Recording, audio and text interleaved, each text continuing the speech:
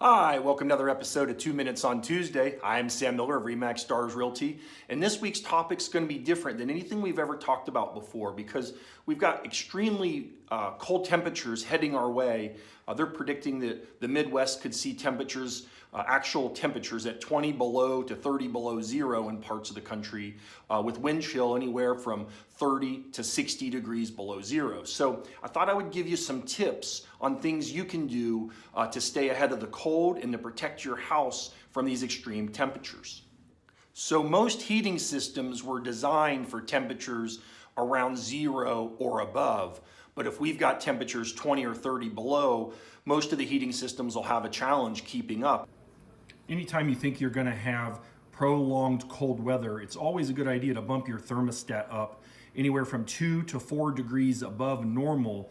That way your furnace stays ahead of the temperature and it doesn't have to work as hard when it gets super cold, because if it goes 20 or 30 or 40 below zero with the wind, your furnace has to work really hard and it'll probably never catch up. And that's where you run into problems. So staying in front of it by 2 to 4 degrees will make a big difference. And really, it's not going to hurt your utility bills that much, and it could save you from devastating plumbing issues. Also, something else to notice on our particular furnace, it says clean filter, and that basically means either clean the furnace filter or replace it. That's going to help your airflow, because if you've got a dirty furnace filter, it's going to slow down or lower the amount of air that actually flows through the vents, because it's basically slowing it down. It's caught up on any dirt or debris that's stuck in that filter. One of the things that you want to watch sometimes when you've got a house with forced air, heat, and central air is when it was programmed. Sometimes they'll set it up where it'll run. You'll set the thermostat at 72 and leave it alone. And if it goes up to 74, the air conditioning kicks on. You want to make sure if you have that feature turned on that you turn that feature off, because you don't want to cycle the air conditioner when you're trying to get heat when you bump that temperature upwards. Also, if you've got plumbing like a kitchen sink on an outside wall near a window and it gets really cold, you want to make sure you open the cabinet door under the sink, and same with your bathrooms as well. If it starts getting really cold in the house, that's going to help because it's going to allow warmer air to circulate that area. Because if it's on an outside wall, if you would put your hand on the wall inside that cabinet, I bet the temperature will be different than it would be inside the room. So just another simple tip. This exhaust vent for a high efficiency furnace is a perfect example. You want to make sure that any ice buildup, you remove it. And because over time that ice will build up, it can plug up that vent and cause your furnace to have challenges. And a lot of times it'll just shut off. Here's another example of an outdoor PVC vent on a high efficiency furnace. And you can see it's already starting to build ice up on it, and it hasn't even got super cold yet. So we're going to knock this off, and you want to kind of keep an eye on these, because you don't want it to automatically cycle your furnace in the off mode and it won't come back on, or it'll only run for 30 seconds. A lot of times it'll just shut right off.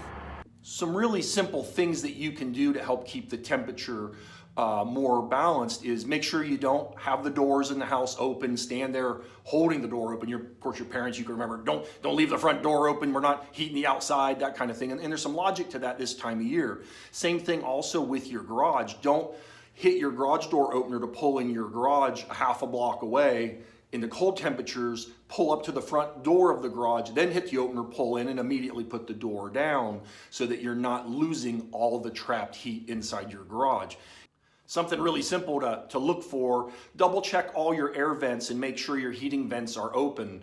A lot of times in the summer when you have air conditioning running, you'll close off some vents and forget to reopen them, and that'll restrict the airflow into the room. It'll make the room seem colder. It'll also potentially make your furnace work harder. So be careful with that. Make sure they're all open. Make sure if you've got floor deflectors that direct the air in a certain direction, that there's nothing protruding those that's stopping air to flow. And make sure, like I said, the vents are open and there's no furniture over top of those vents. And a lot of times people will put dressers right in front of a vent, and it fits the room better, and that's the reason they do it. But this might be the time of year where you may want to move that during these extremely cold weather conditions. Something else you may want to consider if you have outdoor plumbing faucets, so like hose bibs, hose faucets, go into your basement area or crawl and see if there's a shutoff valve where you can shut the water off to that faucet. Most of them today are probably frost-free protected, but in these extremely cold conditions, they still can freeze, and you don't want to have a plumbing break. So if you shut that valve off, you're less likely to have that. Yeah, I'm stopping in at GR Smith's to pick up some of those protective boots for our faucets. You can normally find the plumbing boots, faucet boots, on aisle 22. They've got a couple in stock now ranging from $2.99 to $4.99. These insulated covers for your faucets are super easy. They're real cheap, like $3, as much as $5, but there's not much to it. It's a piece of styrofoam that's formed. You put this little hook over your faucet, hook it on, push it up against, pull the tab, and there's a little pinch. And you just pinch it and you pull it tight. And then in the spring, when you're done with it, you just pinch the tab, it'll loosen up and it'll come right off. Of course, we don't want to do that today. We want to make sure it's on good and snug. And that's all there is to it. And that keeps the wind off of it and keeps the temperature a little better, so you're less likely to have it freeze. I'm sure a lot of you that are watching have some other tips that I didn't mention, and I welcome you to add those tips, things that you've done successfully to maintain the temperature in your property during cold conditions. Share those in the comment section below. And if you know anyone who would benefit from this information, they don't have to be in Knox County, Ohio. They can be anywhere in the country.